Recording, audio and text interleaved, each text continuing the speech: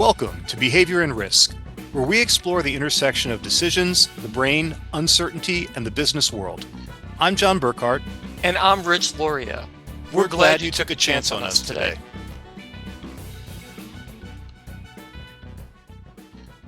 Hi, welcome to Behavior and Risk. Today's topic is an interesting one, and it deals with something that I think all of us have dealt with in one form or another, which is food delivery. And in particular, making use of today's technology and the rapid expansion of online delivery services. Using an app, you probably know the major players such as Grubhub, Postmates, but we're going to focus on the two biggest hitters in this field, which are DoorDash and Uber. Now, interestingly, over the last several years, this industry and the companies that make it up have been sued by a number of different stakeholders on a number of different fronts, including their own workers, particularly those who actually do the delivering. However, what we're going to talk about today, and we will tie in some of the other stakeholder lawsuits, has to do with the fact that these two gorillas of the online delivery space are actually suing each other. In particular, Uber just recently filed a lawsuit against DoorDash, accusing DoorDash of anti-competitive actions. This lawsuit was filed in the state court of California. DoorDash has denied any such anti-competitive action allegations. Uber claims DoorDash punishes partner restaurants for not using DoorDash's first-party delivery, also known as white label delivery for branded apps and websites. The suit claims that DoorDash does not allow these restaurants to use a separate company like Uber Eats.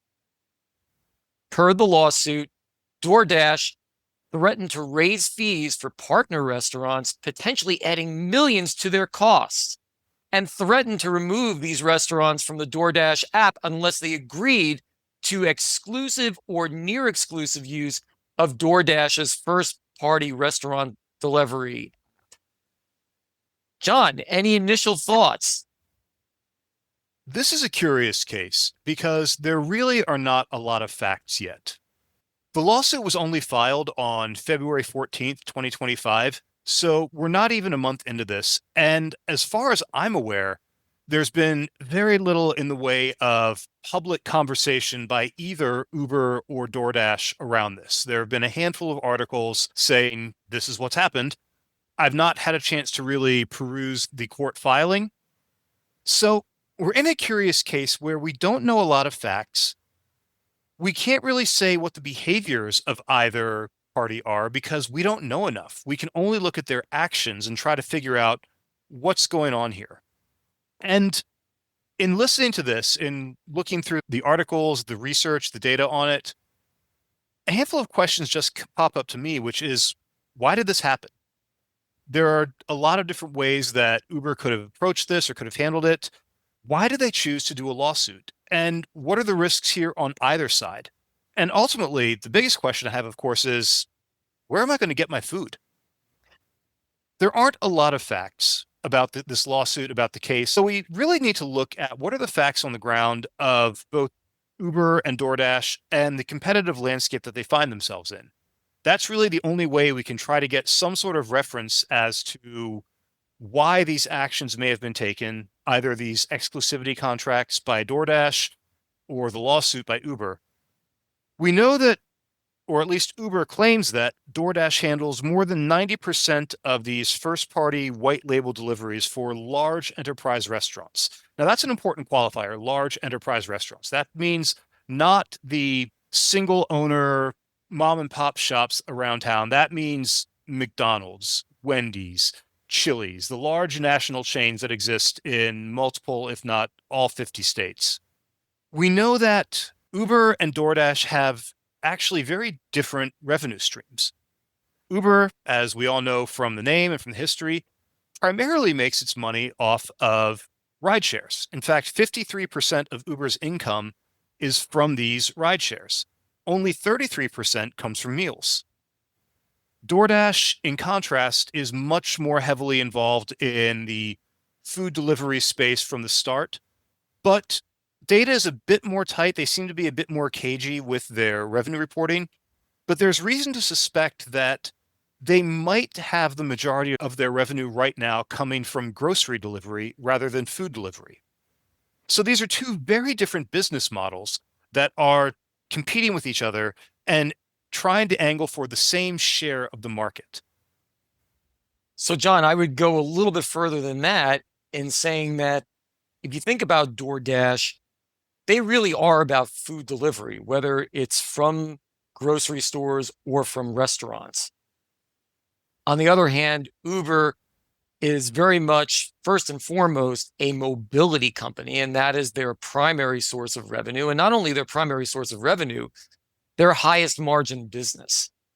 When we look at Uber's model and we compare the amount of EBITDA, or earnings before interest, taxes, depreciation, and amortization, it is a much higher percent in the mobility space, typically running about 25% of revenue, whereas in the delivery space, it's somewhere in the 12 to 15% range. So therefore, the mobility segment itself is its more established and more profitable segment.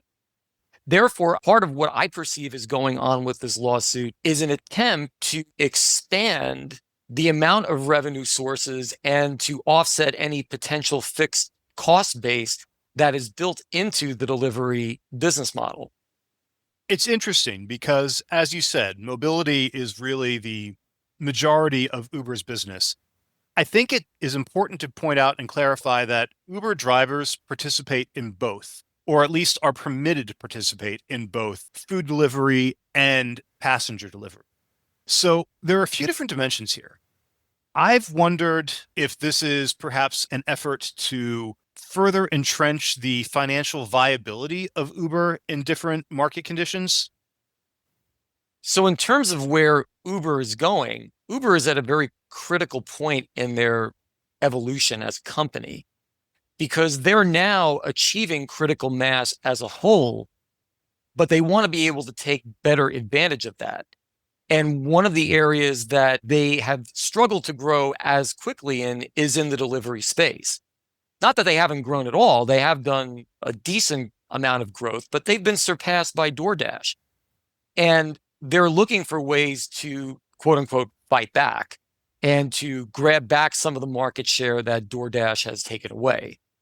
So I see some of this at least as a tactic to try to level the playing field in certain ways through getting expanded access to some of the restaurant chains like McDonald's and so forth that you mentioned that they currently don't have access to, particularly in markets that Uber may have not initially played in. And when I say markets, I'm talking about geographic markets. Because one of the reasons that DoorDash has become so successful so quickly is because they recognize early on the lack of attention being given to suburban and rural areas. And now they have a dominant presence in those markets, particularly with some of the big chain restaurants, the fast food restaurants, and so forth. So Uber wants in on that. And one of the ways they need to get in my theory or my hypothesis, is through knocking down these exclusivity agreements. I think I agree with that. And I think I am coming at it from maybe one or two steps removed, but converging towards the same conclusion. One of the things that I find really interesting is to your point around markets, the asymmetry of distribution for both Uber versus DoorDash in different parts of the country and of different large restaurant franchises around the country in different geographies. McDonald's is not homogeneously distributed throughout the country, nor is Cheesecake Factory. They have different concentrations in different parts of the country and therefore have a differential need for delivery services in one geography versus another. Now, this naturally lends itself to, in their best case, being able to contract with both Uber and DoorDash, depending on who has the majority of the delivery services available within a particular geography. Now, of course, from a competitive business case, DoorDash and Uber both would love to have the entirety of that market because that just means more money for them. To your point around suburbia, yeah, that's always been an Achilles heel for Uber because the core of their business has always been mobility services. Historically, Americans who live in suburban areas have cars. There's not a whole lot of need for ride sharing, and so Uber has never really grown their base in these suburban areas. To your point around Uber growing their business and growing their model, if we move one step down the ladder, Uber's ability to grow as a business is entirely dependent on their ability to pull in drivers and to have driving for Uber be a financially viable occupation. If there's not a whole lot of ride shares to do in these markets, then food delivery has to be viable. Drivers need to have the ability to actually make a living, to make a profitable and viable career or job or gig out of delivering food because they're probably not going to get the same density of rides as somebody, for example, in Brooklyn. And I suspect that's probably fueling a lot of this legal aggression, let's say, of Uber towards DoorDash. Yeah, I agree with that. And one of the things I'd like to contrast, and I'd like to get your thoughts on it, is some of the cognitive biases that we've talked about elsewhere that I perceive are being leveraged by each of these combatants, so to speak. I perceive what Uber has been doing in both the mobility and delivery space, as well as the freight space. They've largely leveraged loss aversion. Now, I think you can say that any business to some degree leverages loss aversion. However, I would say here that what Uber has done historically is to find pain points and say, okay, you want this additional convenience. We're going to give that to you. Now, that's not to say that DoorDash isn't also leveraging loss aversion. They also clearly are. But I think DoorDash in some ways has taken it to other levels. And I'll just posit this for what it's worth, and I'd like to hear your reaction to it. Their focus on these exclusivity agreements, again, it's not just exclusivity. They're giving something in return, whether it's lower commission rates, whether it's other types of marketing and so forth, advertising that they're providing for the restaurant chains involved. So they're doing all this additional type of thing here. And therefore, they are bringing in the concept of bundling and using bundling as a strategy to attract and maintain not only the restaurant chains, but also the end consumer. By having one app, they're also banking on the fact that most people don't want to do any thinking when they pick up their phone and use an app. They want to know, okay, I'm going to use DoorDash, I'm going to have my order, and I'm done. Right? I can go have my pizza, I can go have my hamburger, whatever I want. It's just one app. I click on it, it's going to be delivered to me. I'm really, really busy. I don't want to think about this at all. What are your thoughts? I think that there is definitely a level of loss aversion that's engaged, particularly by DoorDash with these exclusivity agreements, or maybe even not so much loss aversion as simply cognitive simplicity, the ability to do something, make a choice, and not have to think about it again. Once you are signed with DoorDash as a restaurant, as a franchise, as an enterprise, all of your concerns are taken care of. You don't need to worry about what are the comparative rates. You don't need to worry about what's the comparative penetration, or maybe you do need to worry about it, but it's really not anything that you have any ability to dictate or move on. So you can offline it, you can take it out of your consideration set, and it streamlines decision making enormously. I think that is a huge benefit in general to any sort of exclusivity agreement. And similarly to bundling, as we've discussed just in our own conversations, that's one of the major reasons why bundling agreements work is it simplifies consideration. It makes it a just much simpler choice to make. I don't know if I see Uber leveraging loss aversion nearly to the same extent, or if they are, I don't think they're necessarily doing a great job of it because they're sort of competing with themselves narratively, if that's the approach that they're taking. The reason I say this is filing this lawsuit in and of itself is an admission of weakness. This basically is telling large enterprise customers, you know what? Uber doesn't have the capacity to service us in the way that we need in these regions. It almost makes the decision easier for them to stick with DoorDash. So I have to think that loss aversion is not specifically part of Uber's strategy here, but maybe you see it differently. I do see it differently. And it depends on the definition of loss aversion. And I may be doing a little bit of a stretch here. But what Uber is maintaining is there's loss of choice. That DoorDash, through these exclusivity agreements, is not giving restaurant chains the opportunity to play off each of the delivery order service behemoths that are available to them. And remember, Uber has been historically the low price option in many markets. And that's where Uber is coming from. And that's part of the strength of what they're bringing to their lawsuit. So we know that all of these calculational heuristics, loss aversion, endowment effect, reflection effect, what have you, do not solely occur for financial calculations. We know that they hold for all sorts of choice architectures. But loss of choice, I'm not sure I would necessarily put that as loss aversion. I can see a loss of choice going in one of two directions. If we're talking about a hedonic versus utilitarian choice, then increasing versus decreasing number of choices is going to have inverse effects. I think from the point of view of a large enterprise, selecting your delivery provider is very much a utilitarian choice. I don't think there's a lot of hedonic output associated with that if you are the COO of Wendy's. So in this case, we know that reducing number of choices for utilitarian decisions actually makes things more appealing. That's a net positive. That's very much a net positive. Where we could potentially get the opposite effect is in something that's called reactance. And this is the same thing that informally in academic circles and psychology circles is referred to as the FU effect, which is where if somebody believes that they are being manipulated, that their own autonomy is being impinged upon, they tend to act in defiance of that, regardless of whether or not it is in their best interest. People like to assert their own autonomy upon the world.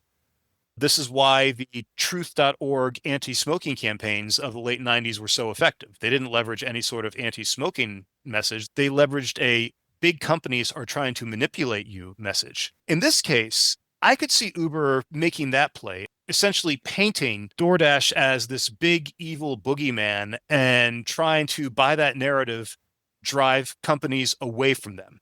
Is it going to work? That's a really tricky question because, as we've seen, both Uber and DoorDash have been sued a lot by customers and clients. Neither one has a particularly sterling reputation. So can one paint the other appreciably worse? I honestly don't know. I agree with that. I'm not sure that this will be successful. I think it really depends on whether Uber can make the case that they are differentiated enough from DoorDash in terms of what they would bring to potential other stakeholders, such as restaurant owners, drivers, and consumers. And I think that's a really interesting point. That is, to me, maybe the most fascinating part of this whole thing. Uber is showing its own risk appetite in this play, in that I think from both of our impressions and from what we've read in terms of legal analysis, this is not likely to stand up. This claim is questionable at best. They've not, strictly speaking, gone with an antitrust complaint. They've gone state and not federal. And what they're alleging is something called tortious interference, basically interfering with a contract that you are not party to. As a number of legal analysts have pointed out, competition is legal. You are permitted to draft compelling contracts in an effort to get customers. There's nothing specifically wrong with this. And it's not clear that by DoorDash offering a prospect a contract that is interfering with Uber's potential not yet existing contracts. So it's showing definitely a willingness to gamble. It's showing that Uber is willing to roll the dice on this if this particular legal action really is their end goal. And that's why I'm kind of curious, because if this is their end goal, if getting a legal decision is their end goal, they're very risk positive.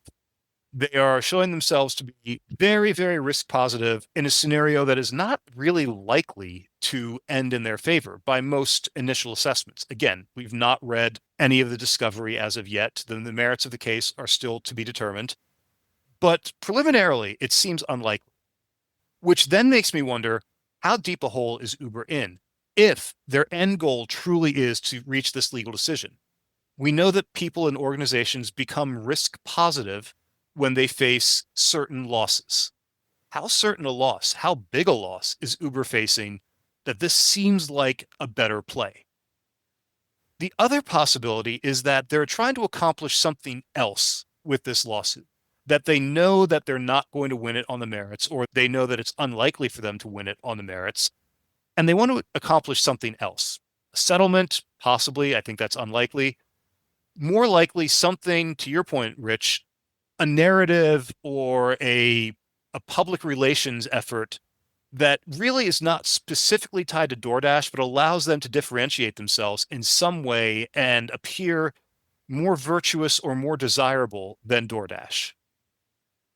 I think that's a great point that chances are the whole purpose of the lawsuit is to start to frame a narrative, positioning themselves as the online order behemoth that you can work with and that embraces competition, welcomes it, and will provide the lowest cost solution for everyone involved. And that's certainly a strategy you can take. And it's a strategy that has worked in many industries. And there's no reason to believe it can't work here. But it is an interesting way to try to forge that rather than go through advertising. It seems like an expensive way to do it too, potentially. I agree with that definitely, but I think we have to keep in mind here this is a very different target audience than for a typical advertising campaign. They're not trying to reach the consumers. They're trying to reach the chief sales officers or chief operating officers of large organizations. Yes, these people watch television, they listen to Spotify, they watch streaming television, and they see advertisements, but I don't think that necessarily has a huge impact on how they make their sourcing decisions for their enterprise. So I can see a bit of logic about this. I think the C-suite executives probably will follow the merits of the case more closely than you and I might, especially if they have a stake in the outcome. But I still wonder, that's a very complex message to try to get across it through a court case. So, how do we think they would, if we do assume that that's their point here, that there's not some huge bill coming due and this is the only way that they can see themselves getting out of it, that this really is a PR play?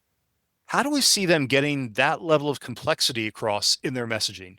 Or is it just to paint DoorDash as bad and therefore Uber good in comparison? This could be a first salvo in a strategy to try to reverse the course of the last few years of DoorDash becoming the big kid on the block, going from being the David to the Goliath, and Uber trying to quote unquote rein them in to some degree. It could be the first in a series of steps that Uber takes to reassert domination in a market where it is still number two, at least here in the US, and still globally, they are number one. But they may be trying to get ahead of potential inroads that DoorDash may make elsewhere around the world. Purely speculatively speaking, I travel to Europe a great deal, and Uber does not have nearly the penetration in Europe that it does in the States. It's variable from country to country, but it does have a much more limited footprint, largely owing to labor regulations, the existence of taxi unions, a very different shaped environment than exists in the States. I wonder to what extent is this something that they could look at and say, here's our way in to Europe, here's our way in to Asia, not by trying to disrupt the existing rideshare economy or just riding economy, but by becoming a known and established food delivery service in much more urban environments than typically exist in most of the states. That's a speculative theory, but it's one that certainly, at least on the surface, holds water in terms of what you're saying and in terms of what Uber is trying to do in terms of finding growth. Because again, going back to what we were originally saying here around the numbers, they're at a critical mass point and they're trying to find ways to maintain that critical mass so that they can continue to generate profitability and to move out of the and start to reduce the accumulated loss deficit that they have. Which, by the way, DoorDash is also in a similar situation financially as far as that goes. That's really interesting that they're both in this loss deficit. Is there a way for one to come out on top? If they continue both to operate in this deficit, it seems as though they ultimately are both going to be bankrupt. Or is it just whichever survivor comes out is going to be the ultimate victor? The question is whether both can continue to be profitable, because both were profitable in 2024. So is there enough room for both of them? And I think what they're both realizing is that for them to both survive, that they're going to have to stake claims to different parts of the market where they can continue to expand and maintain their base. So just to give you an idea of the numbers, I'm sure you're very curious about this, John, what these numbers are. For DoorDash, their accumulated deficit as of December 31st, 2024 was 5.3 billion. And that was after having net income of 123 million in 2023 and 2024. So they've actually now the last 2 years been working to reduce that deficit. For Uber, their accumulated deficit is 20.7 billion. And that's despite having a sizable amount of earnings in 2024. So that's interesting. That gets back to what we were discussing earlier in terms of what kind of choice architecture is being employed here. Uber is definitely then in a risk positive state. If they're at $20.7 billion of accumulated deficit, and presumably, yes, this is going to be strung out across a number of different sources, but there's a lot of just straight up debt that they're paying interest on with that. They've got to resolve that fast. They have to resolve that as quickly as they possibly can. And especially if they were profitable previously, the comparative sense of that level of debt is going to be a very, very powerful driver of choice. So I think probably then it's not a stretch to say that they really are more inclined to take lower probability plays because they got to do something. They can't carry that level of debt much longer than they are already. Yeah, John, they have to grow. They've got to continue to generate enough revenue to cover their fixed expense base and to start to pay down some of the debt. They've got to start to make headway as far as that goes. Otherwise, they're not going to be able to be viable as an operating company. So let's say a best case scenario for Uber plays out. The Superior Court of California finds in their favor. This is accepted as broad precedent throughout the rest of the states. DoorDash backs off without a fight. Is there enough market to split up between Uber and DoorDash to really satisfy that imperative? Or do they need to then start searching for the next play? I think in the short run, there's enough. And that's why they're going down this path.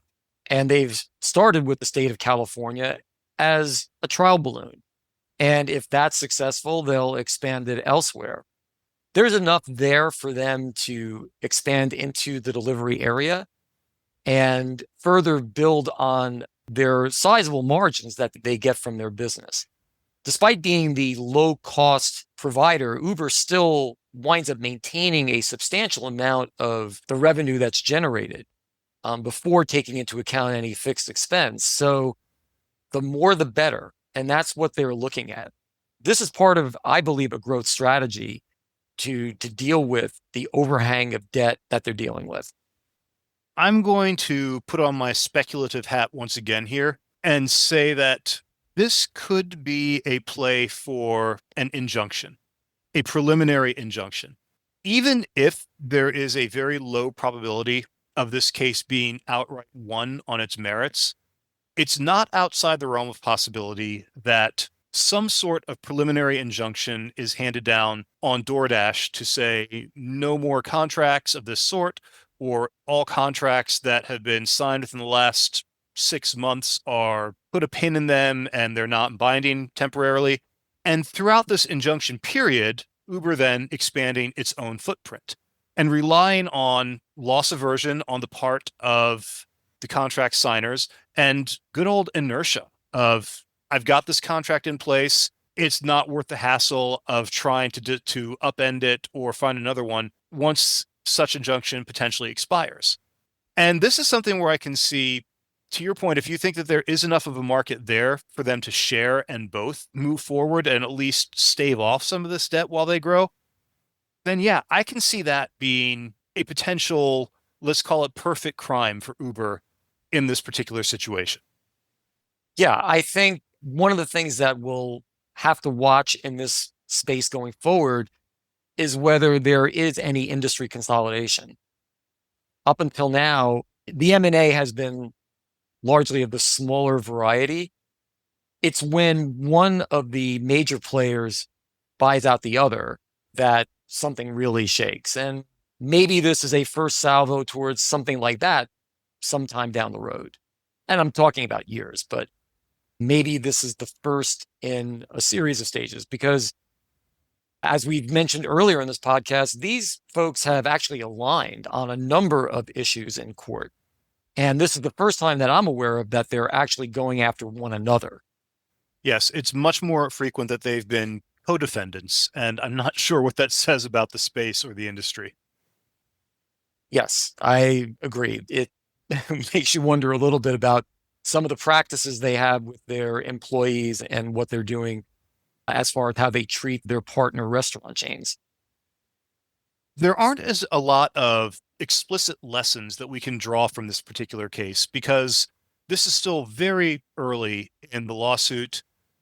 The information that's available to us is limited at best, and frankly, we just don't know how this is going to play out. I think it's very likely that in 6 months, 12 months, 18 months, we'll throw a postscript epilogue onto a future episode and say, hey, remember when we talked about Uber Eats back in March of 2025? Well, here's where things stand now.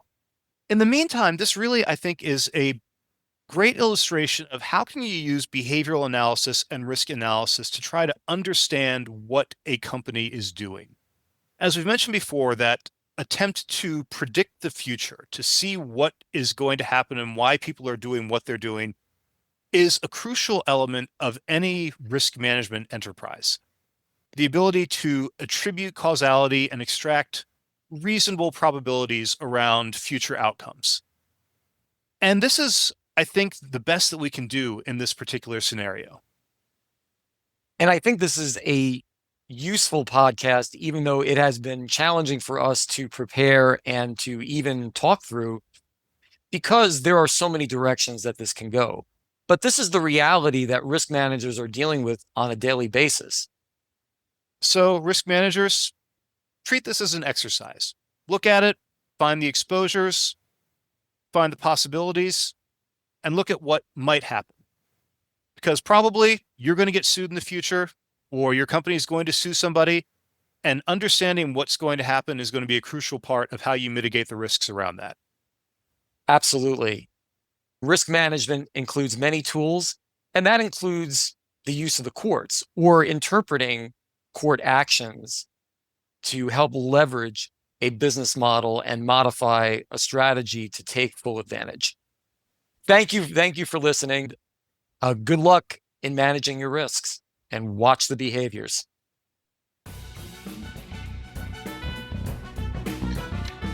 Behavior and Risk is brought to you by Capita Solutions. Behavior and Risk staff includes our research team, Sherry Xu and Jin Zhang, and our editing team, Qingying Gao and Athena Liu. Theme music by Crypt of Insomnia. The opinions presented here are solely those of John Burkhart and Rich Loria and do not represent those of Columbia University, Capita Solutions, or any other organization. We thank you for taking a chance on us today.